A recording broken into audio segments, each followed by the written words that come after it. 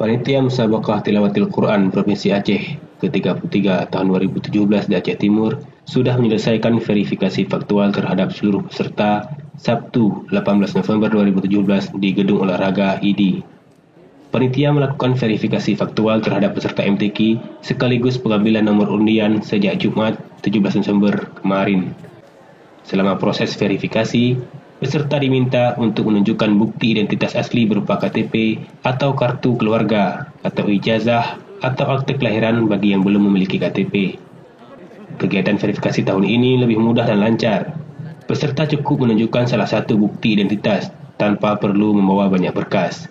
Panitia pun tidak perlu mencatat dan memeriksa semua berkas, hanya mencocokkan peserta dengan foto dan identitas yang dibawa.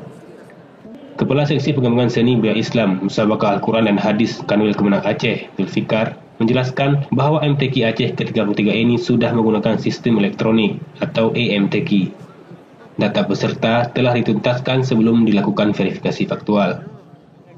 Penerapan AMTQ pada MTQ tingkat Provinsi Aceh kali ini sangat membantu panitia dalam verifikasi peserta dibandingkan dengan MTQ sebelumnya, karena pendaftaran peserta sudah dilakukan 3 bulan sebelumnya melalui online. Sehingga pada saat verifikasi, semua data peserta sudah ada di panitia, ujar Zulfikar.